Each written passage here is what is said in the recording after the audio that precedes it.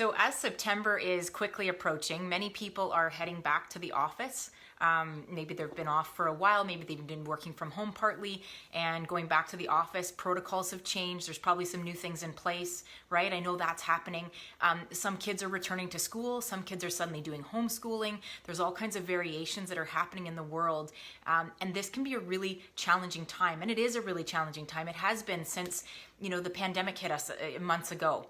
And so many people are looking ahead to another big transition this fall. And with transitions and change, it makes us feel uneasy, right? We can be very stressed out. We can be worried, not really feeling good in our bodies, not sure how to navigate things, and feeling really uncertain about where we're going, right? So hey, Linda, thanks for popping in here.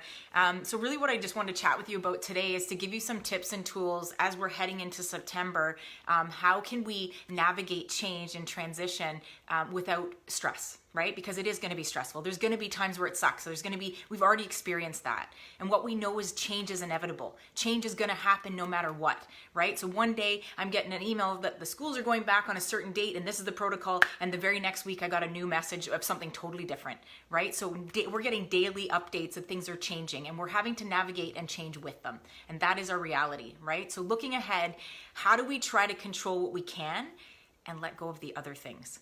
Okay, so I'm going to give you 5 tips to help you do that. So first thing is to nourish you and your family. That is one thing we have control over. We have control over the foods that we buy. We have control over what we make our families, what kinds of things we put in our fridge and our cupboard, right? Nourishing your family starts at home. So if we can make homemade foods, we can make snacks and meals and sit down as a family and enjoy a meal, that's huge, right? It goes a long way and we know we've done that one thing and we've supported our families in that way. So nourishing our families is number 1, okay? Second thing, getting enough sleep. Does anyone know how impactful, I hope that's the right word, how much of an impact getting proper sleep matters to our health, right? It impacts everything that we do. Impacts our energy, our physical and mental well-being, our productivity, right? Our health in terms of whether or not we're going to get sick, so our immune system. Getting proper rest is one of the best things you can do to, it's like insurance for your immune system, right? So knowing that we can have really good going to bed routines, so our evening routines and our waking routines, if we can put those 2 things in place and navigate proper rest, our bodies are going to feel better. We're going to wake up ready for whatever comes our way instead of feeling sleep deprived and full of caffeine and sugar cravings and all the things that come along with lack of sleep, right? Sleep deprivation is super, super detrimental. So we're wanting to make sure we get proper rest because then we're ready for the day and whatever gets thrown our way, we're able to navigate it better. Okay, so that's number 2. Number 3 is getting organized. When things feel uncertain, when things feel out of control, when things are disorganized, we feel stressed out, right? We don't know what's happening. We don't know who's going where, who's taking care of what, right? Communicate with your families. Get organized. What's happening? Who needs to be doing what? And make sure that you're all on the same page, right? That takes the stress out of it, takes the stress element out of it. If you're organized, whether it's preparing lunches in the evening so that when the family's ready to go out the door the next day, they're in the fridge and ready, maybe that's one little thing that you do and that makes you feel more organized, right? Get a schedule, put a big calendar up on the wall, make sure everyone knows what's happening. So getting organized makes us feel, even though things are out of our control, a lot of things are out of control, that's where we put our own control in place saying, okay, this is the schedule. If something goes awry, that's okay. We come back to this. What do we have? What are we doing today? What are we focusing on, right? That eases a lot of stress when we're organized. Okay, number 4, planning stress relieving activities for you and your family.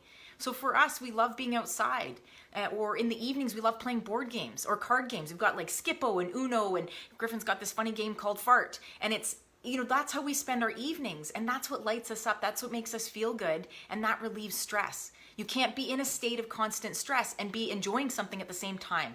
So schedule and plan things that you and your family love to do together, right? Could be going on a hike, could be going on a bike ride or a swim, or like I say, evening board games or card games or whatever it is, puzzles, whatever the things you enjoy doing, it takes you out of that stress element and brings you back into what is in the present moment that we can find enjoyment in, right? So planning activities with your family, super important, stress relieving activities. Okay, and number 5, controlling what we can and looking for the bright spots in the things that we can't. So if you've never heard this before, what I'm asking you to do is take control of the things you can. Your nourishing, your eating, your activity levels, your sleep. We can control all of those things, right? The activities that we plan and the way we spend our time, we get to control all of that. But when things are out of control, for example, wearing a mask when going into a store, if that feels uneasy to you, don't like that, it makes you feel suffocated. Okay, what's the bright spot in that? Well, right now, there's way less flus going around, way less colds. Lots of people, yes, we're dealing with COVID, but that's the numbers are small in comparison to illness that normally travels around. And as we get into the fall, that's a bright spot. Maybe we're going to help reduce that by doing what's asked of us, washing our hands more often, sanitizing, whatever it looks like. Right? We're looking at the bright spots around us in things that are being put in place. And it might not just be for you. It might be for somebody else. But you're doing what's needed to support everyone, right? We're a collective in this. So again, control what you can. Find the bright spots and the things that feel out of control. What are the good things that are happening? Because there's good things happening all around us, right? Communities are pulling together. My family and I, we traveled and went camping this summer, and every single gas station, random, variety store in the middle of nowhere up in northern BC had protocols in place to keep everybody safe and keep everybody healthy. That was the goal. And it happened. It's happening across the country. So pulling together to make things happen is pretty awesome. So finding the bright spots and the things that feel out of control puts you back to the positive, because again, you can't be in the positive and the negative at the same time. So we get to choose, right? So find the positive in what's going on around you, and it will make you healthier and happier, right? So as we move into the fall, those 5 tips again. First one was nourishing you and your family. Second one was getting enough sleep. Third one was getting organized. Number 4 was find stress relieving activities for you and your family, plan them, do them. Number 5 was control what you can and look for the bright spots in the things that you can't.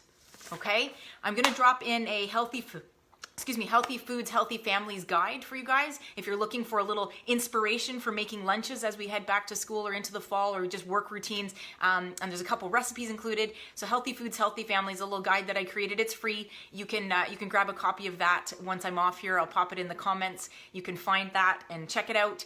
And I hope this was helpful. And if you have anything to add to this list, please share. Put something in the comments. If there's something that you are looking ahead to the fall and knowing it's going to help your family transition, I'm sure someone else needs to hear it. So pop it in the comments. Let us know. Thank you so much, guys. Have a wonderful day. Thanks, Larry, for popping on to check this out. And I will talk to you guys later.